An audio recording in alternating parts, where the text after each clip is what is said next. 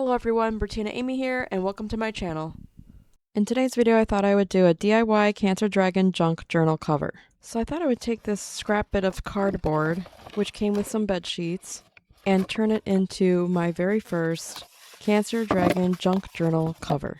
So to do that, I want to go ahead and cover it up with this brown packing paper that I have. I'm going to go all out with junk supplies, also covering up the cardboard texture. So first what I'm going to do is go ahead and rip these up into pieces and then Mod Podge the entire cover inside and out and the edges because I want to cover up every aspect of the fact that this is cardboard as much as I can. So this Mod Podge is from Dollar Tree and I like to water it down to thin it out and make it easier to spread, and it works just fine that way. Then once dry, if you have some scrap leftover tissue paper from Christmas or any other holiday or birthday, then don't throw them away. Go ahead and reuse them here. I'm taking mine, making sure they're nice and wrinkly and also torn up and Mod Podge all over my cover as well.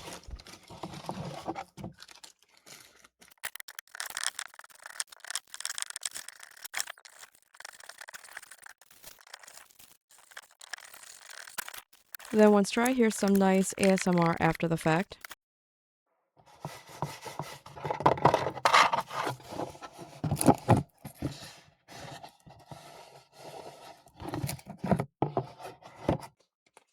Then to go along with my branded colors for the Cancer Dragon, I'm using this watered down apple barrel purple iris acrylic paint and doing a wash over the entire piece.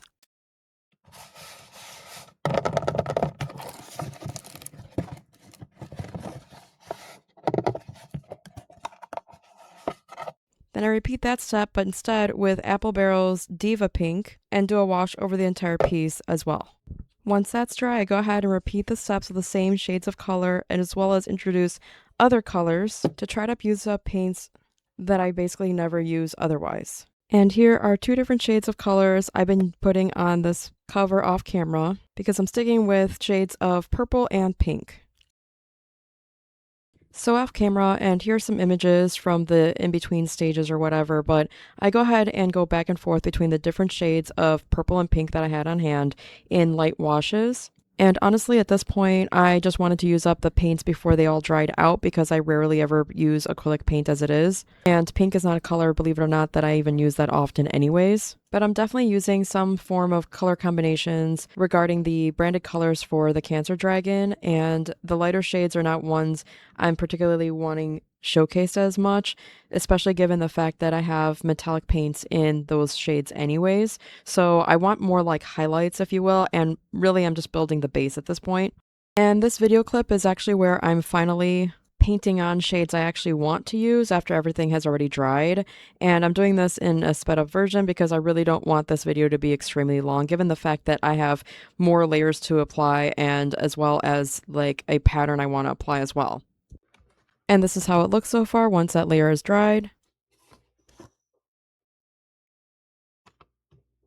And here are some images of different washes I continue to do after the fact, as well as an image of the paint I use specifically. I'll try to make sure to also include the list of different paint colors in the description box, but I make no promises. Feel free to remind me if you don't see them. So here I'm just adding the final touches of washes, including Folk Arts Color Shift Pastel Purple and Deco Arts Enchanted Iridescent Violet. Then for my final coat, I go ahead and pour the remainder of my watered down Concord Grape Raisin Uva by Apple Barrel into a spray bottle and spray it over the entire outside cover. This is where I hope that the ink actually lays within the crevices of the folds and push back too much of that shininess because I'm going for a grungy look here.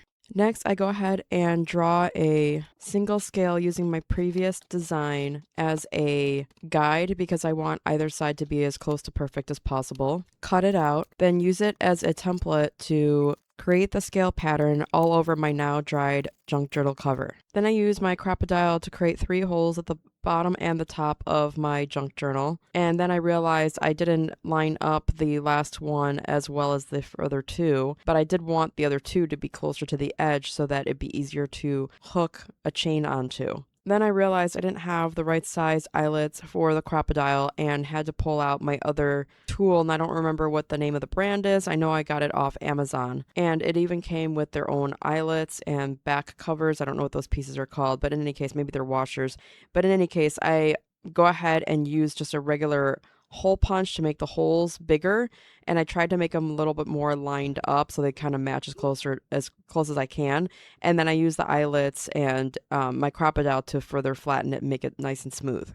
So here I'm just doing the other side using my regular hole puncher, creating 3 holes as close to directly across the other 3 as possible, but I'm just eyeballing it here. Then pushing the eyelets through the holes, going from the outer cover to the inner cover on the spine, adding the washers or whatever they're called to the back of those, then taking my tool to press them nice and flat, and then repeat that with the crocodile to catch any of the raised edges that the other tool missed. And I did this because the crocodile doesn't actually cover this size of eyelets and whatnot, so I go ahead and first use the original tool and then take the crocodile to further flatten things so that nothing is poking out.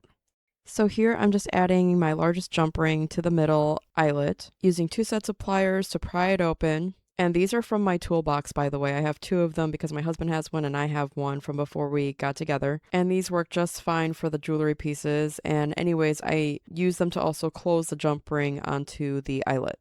So then I decided to bring back some of this pink fabric. And by the way, this scrap fabric came from Dollar Tree originally and was used as part of a DIY tags for fairy lights. And I still had plenty of it left. And I wanted to actually just tear up a piece wide enough to cover the inner part of the spine and a little bit to go over the actual inner part of the cover. I hope that makes sense.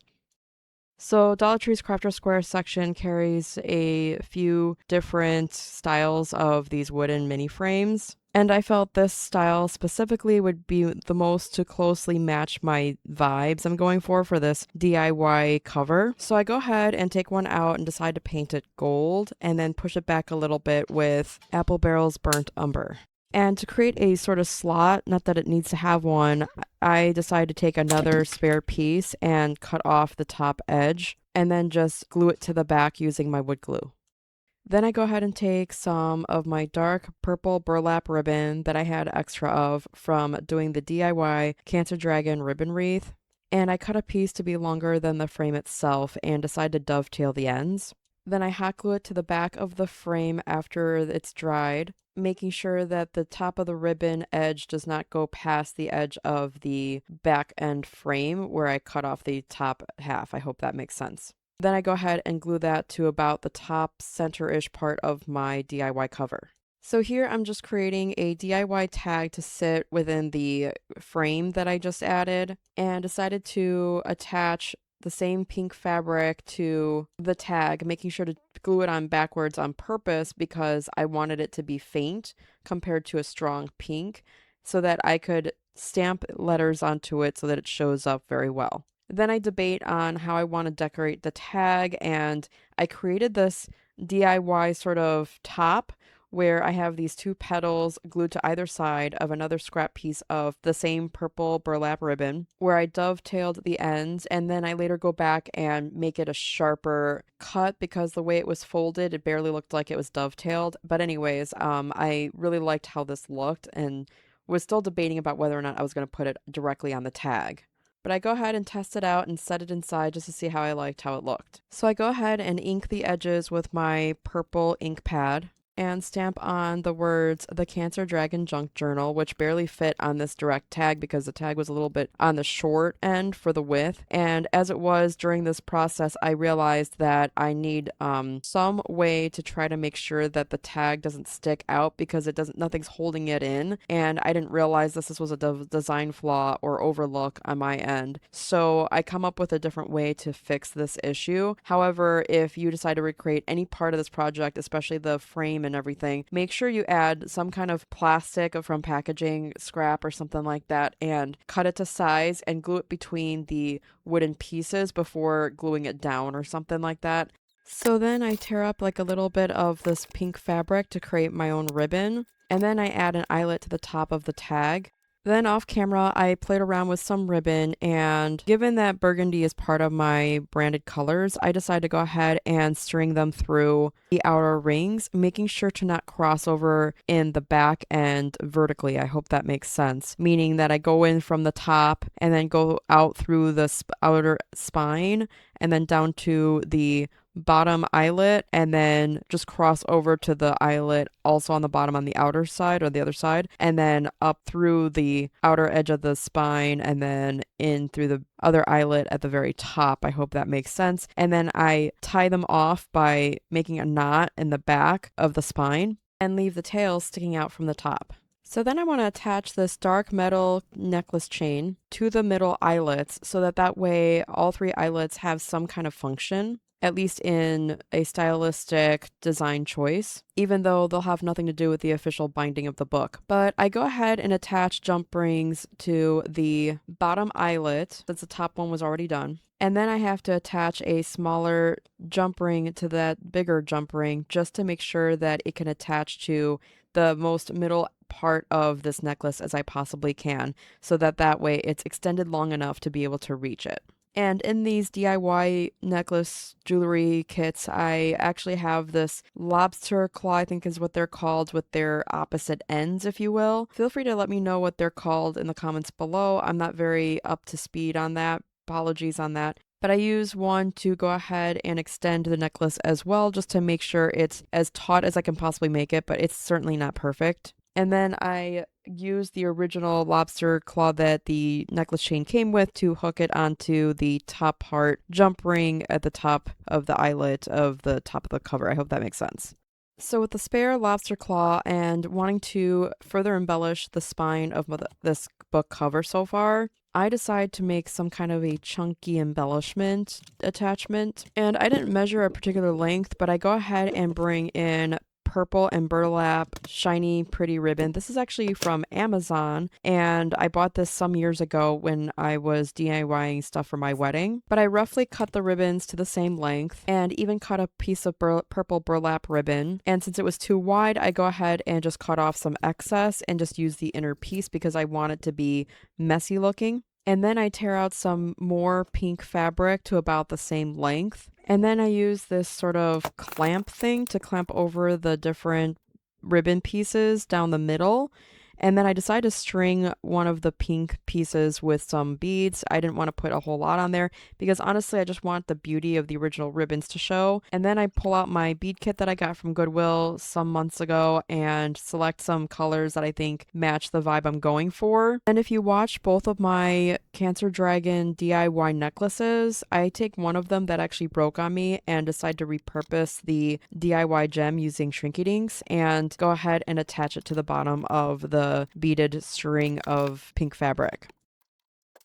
So then I decided to go ahead and create an additional embellishment by using some cord from Dollar Tree, and I had some in dark purple or deep purple, and I go ahead and string on this sort of pale purple bead that I had that kind of made me think of dragon themes, and I go ahead and string that on along with some of these tiny little pink beads that I could fit on there. I can only fit one of them on there, one style anyways, and so I only use that one in between each bead, and I go ahead and incorporate the other beads that I have from my Goodwill stash and just kind of alternate in patterns. And then I decide to go ahead and spell out Bertina Inspires for my YouTube channel, and then I undo the clamped embellishment and redo it off camera. Then that earlier big wide piece that it was intended for the inner spine of the book cover, I go ahead and finally Mod Podge it to the inner spine, making sure to avoid glue near the ribbons because I want those nice and loose. But I go ahead and glue down every other part and even use a bone folder to get into the crevices. Then these now dried up papers that I painted myself using the leftover paint from doing the cover, I go ahead and take my paring ruler with the rough edges and go ahead and tear the edges down to size so that it fits within the inner part of the cover. Then I go ahead and ink the edges all around, but I realized after the fact that I didn't need to do all 4 sides. I only need to do the 2 short sides and 1 long side because I do need to combine the 2 so that it looks like one seamless piece as much as I can. And I go ahead and repeat the steps for the other 3 pages, just making sure to leave one long piece not torn or inked. Next, I take 2 of the sheets and add Elmer's glue to the back of them, and I don't mind the bumpiness because there's nothing perfect about this project intentionally. And I go ahead and use the glue for the main inner parts to help adhere it more permanently, but I also go ahead and use a bit of hot glue to make sure that the edges glue down firmly and immediately, because Elmer's glue, for whatever reason, on the edges likes to not stick right away, and it takes time because it warps. So I go ahead and use hot glue just for the edges. And then I'm also making sure to be as careful as I can to try to make sure that the purple burlap ribbon that I use to frame the front part of the cover, to make sure that they stay in place, I temporarily use tape and remove them as I glue things down, but I also try to tighten them as I hot glue the edges as well. Next, and I was so excited about this part, to find this ribbon in my stash, or this trim rather, this gold black trim, and I thought it paired very beautifully with this cover, as I feel like it gives sort of like the spikes of a dragon kind of feel. So I go ahead and glue them along the edge, just so that it covers any imperfections along the edges of the inner part of the cover, because I wasn't going to repaint the inner part edges because it could risk actually ruining the front part of the cover. So I go ahead and use this trim to help cover up the imperfections of that. And I go ahead and hot glue it along the edges, and when it came to the pink middle area, I only glued it to the pink fabric and not directly to the cover, so that way it has give, and also so that it allows the red ribbon to still remain loose. Then with my spare bit of that trim, I go ahead and decide to attach it to the frame to also cover up the seam where the plastic meets the frame. And I think it helps make it look even more elegant, so I go ahead and hot glue that down. So then I bring in my other 2 sheets that I painted and torn and inked, and I take additional scrap bit of the pink fabric and tear down some pieces to sort of create a fabric tape. And on camera, I actually used Mod Podge and then discovered that it was too thinned out and wasn't going to stick to my project, so I had to redo it off camera using Elmer's glue. But I basically attach one end to the paper and the other end to the inner spine fabric and repeat on both sides, and then let it dry, and then it should work. I decided to take some of this black sparkling tape and use it to give a little bit more color or variation within these corner tucks. And I use hot glue because I want to make sure that it adheres well. And I also take steps to try to make sure that it doesn't adhere to the actual cover itself, because I don't want that attached. I want to be able to tuck things into it as I like. Then after I do the same to the other one, I go ahead and grab these black gems I have on hand, and I add them along the edges of the corner tucks because I want to give a little bit more texture. And I use my hot glue gun to go over the hot glue pieces that seeped out, because I want it to look clear and not hazy, so that it actually kind of blends into what's behind it. I hope that makes sense. Then I decided to take some pink paint. This is Pink Blush by Apple Barrel in Gloss, as that's what I have on hand. And I decided to go ahead and take this little cup and just add some water to it and basically water down this paint into it. And I decided to go ahead and do a wash over some watercolor paper, and that's because I'm trying to create my own paper pages for the inner covers. So off camera, I took a standard sheet of paper that I had on hand, a scrap sheet, and I compare it to the inner sides of the cover, and I determined the dimensions of the page I needed to be able to create a pocket for the inner cover and a corner pocket for the back cover, and I just kind of eyeballed it. I'm not looking for perfection here. I just wanted it to look as cohesive as I possibly can, and I thought pink, since it's part of my branded colors, I'm actually just using this shade of pink to use up the paint as well. But anyways, once I get a template going with a standard sheet of paper, I use that as my guide to cut out the actual pieces for my inner cover. And of course, rounding the corners is totally optional. I just use my scissors to do that. Then I go ahead and ink the edges of my pink paper, of course, but then I decide that I need to go ahead and staple the Deco mesh on, and I just do the 2 sides and the bottom edge to staple them. And then to make sure the back ends don't scratch the surface of the inner cover part, I go ahead and add some strips of pink felt so that it's nice and smooth. Then I considered using this deep purple burlap ribbon as the sort of framing, if you will, of covering up the staples from the front end, and I wasn't sold on it. Even when I cut it in half, removed some fibers to try to like thin it out a little bit and make it a little bit more cohesive, I just wasn't sold on it. So I decided to go ahead and move on to another part of this project and decide to create a "this book belongs to" kind of a situation. But instead, mine's going to say, "This Cancer Dragon junk journal belongs to." And that way I could put that on the very first page that you see after the cover, inner cover. I hope that makes sense. So once I go ahead and stamp all that out, I go ahead and tear it down to size and then ink the edges and then glue it down.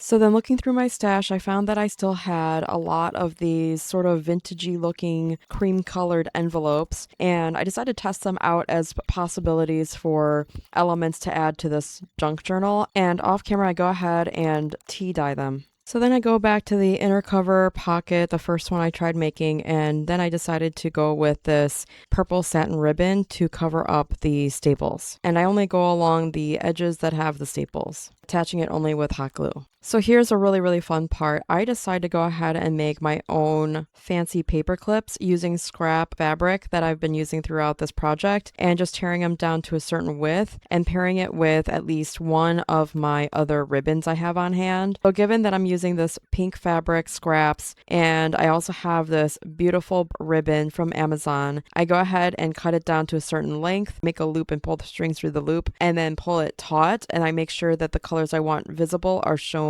on the main side. Then I have these sort of golden sticker gems that I thought would pair well with this, since I've already added elements of gold throughout this project. And when I put it on, I just thought it elevated it even more, and I decided to keep up with that. And then off camera, I decided to play around with other color variations until I got ones that I liked. That way I could get a variety.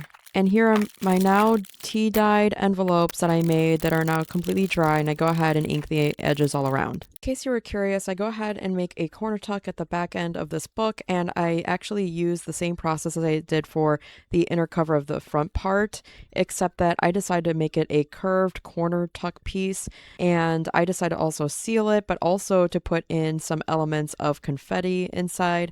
And this is what I had in my stash, and there is a little bit of teal in there, but I do think it's totally okay to add a little bit of pop of other colors once in a while in a project when you have a certain color scheme that you're going for. So I'm just going to leave it as is rather than dig through and find just the colors that I want, because that was time consuming and I don't unfortunately have the excess time, as this project has taken me since Christmas Eve through the weekend after New Year's. And then for the back, I just cut out a same shape piece of felt to go on the back so that way there's no need to worry about cutting small sections or whatever like I did in the previous piece. So here I finally decided how I was going to do my name, and even though it doesn't come out quite as glamorous as I'd like it to, I think it works just fine, because I did like the idea of kind of doing some kind of a pop-up in a sense where it's hidden behind some kind of fabric or curtain or something like that. So there is a flip-up element to it. But in this case, I go ahead and just do my name in calligraphy. And then when I inked the edges, I noticed it was smearing because the marker is not exactly meant for something like this, because it's kind of a semi-glossy type of paper material of cardstock, so that's why it's smearing. And I decided to just go with it because these projects aren't supposed to look perfect, and I'm not trying to go for complete perfection anyways. I do want this sort of grungy kind of homemade feel, so hopefully you're enjoying this. I know this style isn't necessarily everybody's cup of tea, but I sure hope that this project has given you tons of inspiration for your own junk journals, even if you use your own color scheme, obviously. But, I'm really hoping that there's going to be some people out there that are going to really appreciate this project. I keep wanting to add to it and do more with it, and at some point I got to finish this project because this project has been very addictive. And last but not least, here are the final results. Here I will go through the entire process of showing you all the different styles of paper clips I created. And you can see I created my own hanging gems as I did in the beginning, that it's hanging there just fine, even though it's a little lopsided because I am so inexperienced at this. I had a lot of fun creating this project, and I'm excited to start working on the inner page spreads as well, which I will be binding into it in a method that I think works. works for my project, but I'll only be able to make time once per month to create it, and I do have a plan in mind for each page spread, so I really hope you stay tuned as this is part of my junk journaling series inspired by my upcoming book, The Cancer Dragon, which is inside this package, and I will do a separate unboxing for that if you haven't seen it already. The pieces I've clipped into the book so far are pieces I want to incorporate in the future page spreads or in a later date where I can actually finalize this book and then do a final reveal of the entire piece. But I will be doing 13 months of 13 page spreads, all from scratch, using only junk items or items I already have on hand from doing past projects.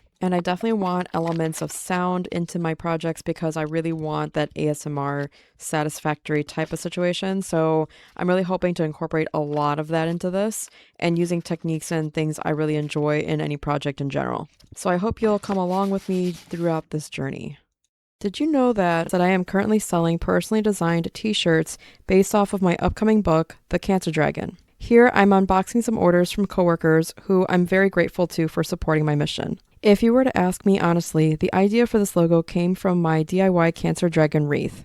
My husband bought me a shirt once that said, "I kicked cancer's ass," but because of where I work, HR would have had a hissy fit over that, so I decided to design my own. To me, there's something to be proud of in becoming a Cancer Dragon Slayer, and I really hope my journey inspires you. I never planned on designing shirts for this, but as I kept creating and finding ways to express my life story, it just happened. I thought to myself, who else might love a shirt like this? On the back, the sayings are made for slayers, warriors, supporters, and even for honoring lost warriors. These shirts were created with all of you in mind, and I was so happy with the design that I wanted to make it available for anyone who feels connected to this journey. Okay, so here's the cover so far for my upcoming book. The basic gist of it is, I became diagnosed with stage 3 cancer, got pregnant during fertility treatments, refused to abort, despite my doctor's warnings that I'd die at birthing my child. For book updates or to support me, scan the code or click the link below. If you enjoyed this video, please smash that like button and subscribe. And until next time, we'll see you in the next one. Thanks for watching. Bye.